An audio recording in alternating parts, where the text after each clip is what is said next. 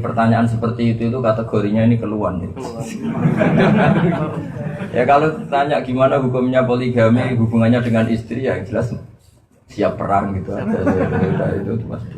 Kalau hukum dasar dalam Islam memang jelas boleh, tapi ya boleh dan siap ada resiko ya sudah biasa saja nggak usah. Kalau dosa dan tidak dosa itu ya tergantung, artinya tergantung itu sakit menyakiti itu kan relatif. Kalau suatu haram ya dosa, kalau tidak ya dosa satu ya dihitung satu, masa satu dihitung seumur hidup. Tapi kalau akibatnya seumur hidup itu kan karena apa ya melankolis lah, perasaan tersakiti itu kan melankolis. Tapi sebetulnya kadang nyakitinya tetap satu kali. Misalnya sebetulnya sebaliknya juga bisa, istri kamu nyakiti kamu. Dasar wong lanang koyo monyet gitu. Itu kan kalimatnya sekali, tapi sakitnya kan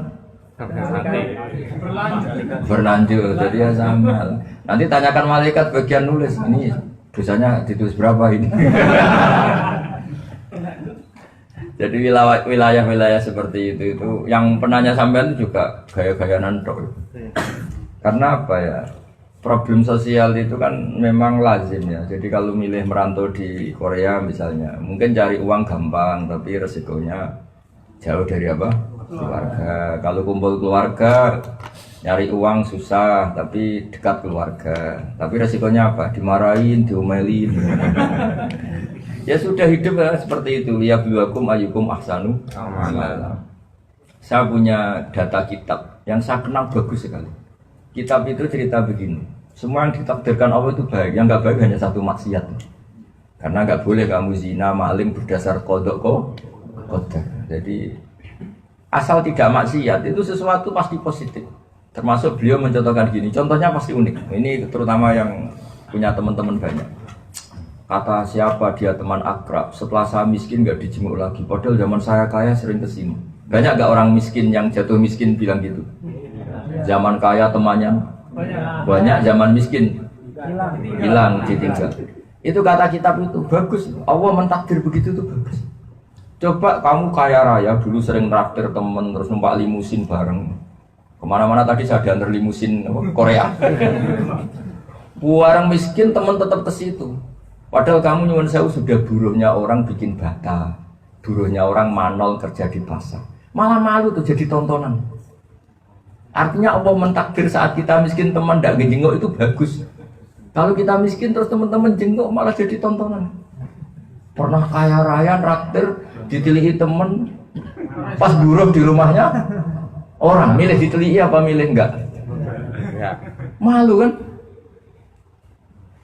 Artinya sebetulnya keluhan manusia itu cemen saja bilang apa? Oh kalau zaman saya jatuh kok tidak ada yang jenguk saya. Kalau itu pas jatuh dijenguk kan malu. Mana ya temanku? Pas dijenguk guru foto di rumahnya orang, pas dibentak lagi. Padahal dulu bos. Artinya gini loh, kalau Allah sudah mentakdir sesuatu itu pasti maslahat. Mungkin maslahatnya kita jatuh itu teman-teman lupa, terus kita bisa introspeksi, bangkit lagi lah. Nanti kalau sudah bangkit temannya datang lagi sudah pakai baju bagus, udah keren.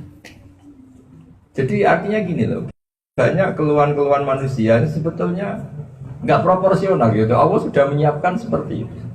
Misalnya Allah bikin rata-rata istri itu cerewet. Memang lelaki gak dicereweti, terus turu ngopi. Barokahnya cerewet ini ada pelecut apa semak. Kalau Mbah Mun guru saya kalau guyon, ke di bojo konaan riman, fakir selawase.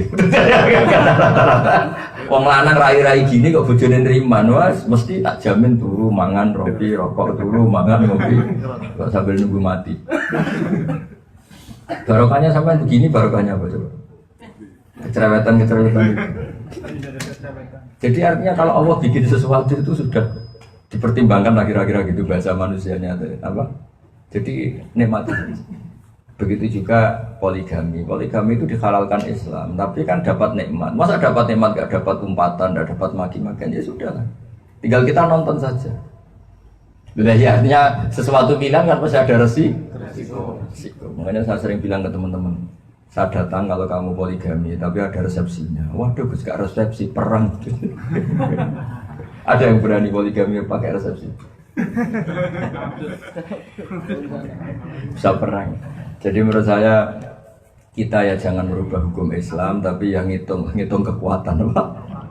Kekuatan dan kemaslahatan. Makanya kata Quran, wa in khiftum alla ta'dilu ya fawahidatan. Kalau kamu merasa takut tidak adil ya cukup satu. Kalau kamu bukan sekedar takut tidak adil, pasti tidak adil. Rai-rai gini itu pasti tidak adil. Ya saya kira demikian.